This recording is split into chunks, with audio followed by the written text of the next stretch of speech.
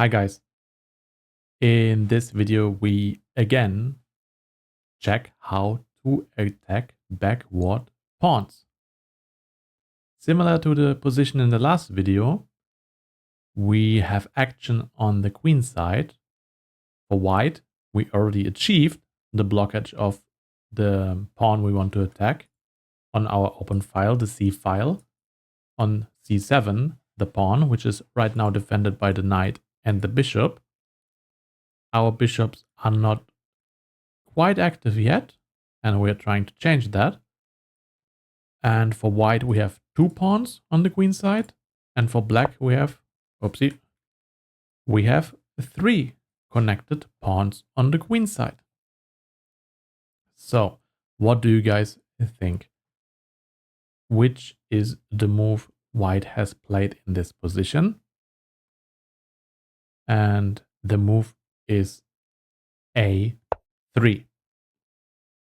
And the goal and the white is aiming at limiting the movement of the black knight, which ideally wanted to go to b4 and from there to d5 to block our d pawn and have a great outpost in the center.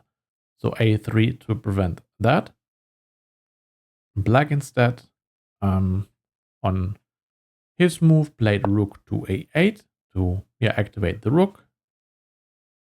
And white with a move that weakens the c7 pawn, which we have seen in the past in different positions and different videos. And that is weakening the defense. And we can do that by exchanging the bishop, even if we get the double pawn after taking back. But we want to eliminate because we can't really attack the pawn directly. So we want to eliminate one of the defenders. And in this position, black took. We have to take back, of course. And we are not bothered too much by a double pawn here. And now black moved the king to f7 to activate the rook. And white played e3. One time, of course, to prevent black from advancing to e3 and creating weaknesses. And yeah, quite simple idea as well to activate the bishop. On the white squares, rerouting to f1 and then to the queen side. The next move by black is rook to e6, trying to exchange the rooks, trying to make the position simple into an endgame where he can make use of the double pawn. White. Instead of exchanging, white retreats to c4 with a simple plan. So let's assume black plays something useless like h6 in this position. Then I can show you guys. The plan is rook to a4. And of course attacking the knight, and the pawn behind is also undefended in case the knight moves. Let's say black plays b5 to defend the knight and attack the rook at the same time. Then we simply play rook to a5, still attacking the knight, which needs the defender in form of the rook from black, and we attack the pawn. Now black can defend by playing rook to b6. And now we can play bishop to f1. Black can defend with the c pawn. And now we can break open the position by playing a4. Of course, black cannot take because the knight is then attacked by 2 pieces and only defended by 1. So instead, for example, knight c7. Then we have the move rook takes on a7. So that's also a free pawn for us. Let's say black is playing some, I will just play g6, for example, just to show you guys. Then white can take on b5. black can take back, and we win another rook, another pawn. The rook would be too nice in this position. So yeah, that's why b5 was played straight away instead of allowing white to get to a4 in the first place. So b5 by black to prevent the rook going to a5, a4, and also, of course, attacking the rook at the same time. White then played rook to c3. Black plays c6 to make space for the knight, to defend the pawn. The pawn seems well defended by the rook as well. So now white doesn't really see any move or any chance to make any progress right now on the queen side. So instead focuses on the king side to create a second weakness. And now the question for you guys: what happens if black takes on f3? Take a second to think, pause the video if you have to, and see you back in a second. If black takes on f3, then we simply take back, of course, with the bishop. And the pawn is attacked twice. Now, to defend it, for example, knight to b8. And we can simply play d5. Of course, if black moves, then we can take the rook. If black takes, we can take back and we have a fork. If, for example, after taking back with the bishop, like here, black doesn't play knight to b8, but instead, for example, king to e7, we, of course, can simply take the pawn. So that's why taking on f3 is not a good idea. And instead, in the game, g6 was played. Now, white took the pawn on e4. Black has to take back with the pawn. And now, we focus our attention again on the queen side with a4 to break open the position and create more weaknesses. And if black takes with the b pawn, which also happened in the game, we simply play rook to c4, attack the pawn, and we gain it back while creating more weaknesses for black. And that is on the a file. We take it back with a tempo, attacking the knight. And let's say black, instead of taking the pawn, would play knight to c7. We can also take on b5. And if the knight takes, we can play rook to c5.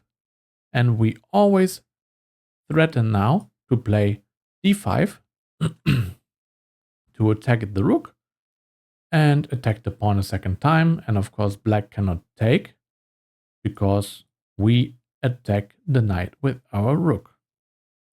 So for example, let's say h6 by black, just to make a useless move, we can straight away play d5 and we will win this pawn. So after rook c5, we don't play h6, but black can, for example, play knight to c7, for example. And then we can make use of the a file now, rook to a5, attacking the pawn. And yeah, black can't really defend it because the bishop will come into play soon. And black could try to go to d5 to attack our pawn. But then we can take the pawn anyway because we have a check. And let's say king to f6. And then we can simply move our king to defend the pawn. And we are more than happy as white because we are attacking another pawn. We will be able to bring our bishop. We can potentially move our b pawn forward and attack the pawn on c6. So again, after a4 by white, instead of going to c7 like I've shown you just now, black took on a4, then rook c4, with the plan I showed you just a second ago.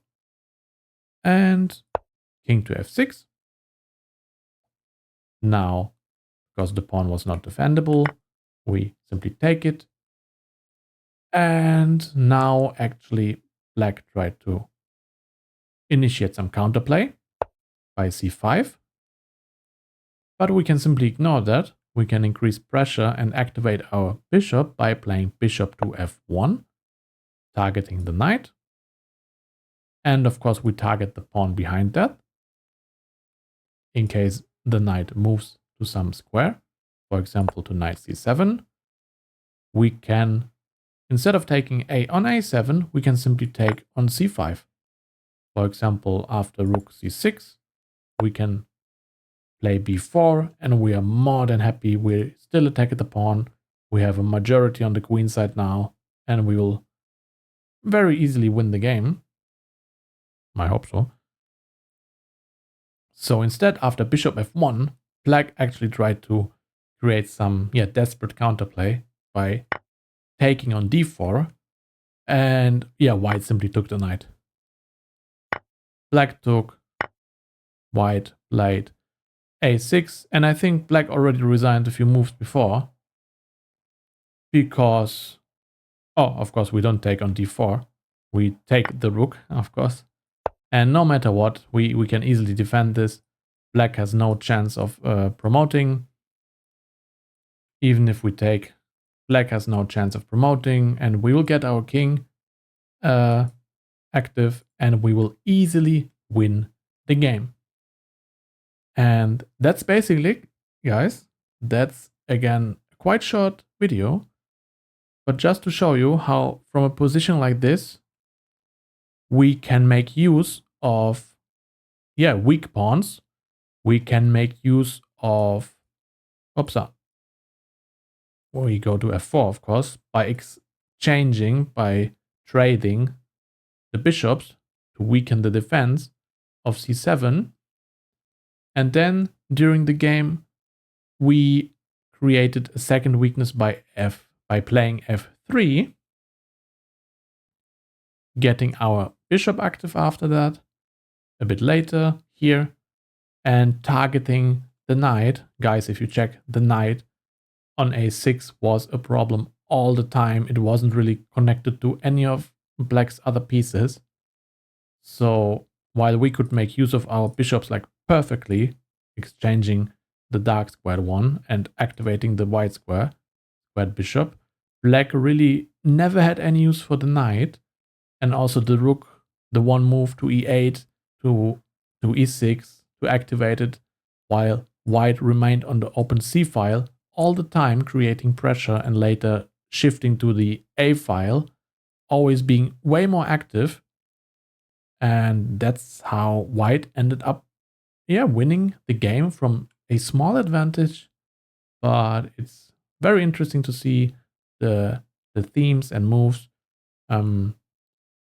which apply in those kind of positions, and I hope you can learn from them like I do. I wish you a great day. Like the video, stay tuned for more chess. Enjoy your day.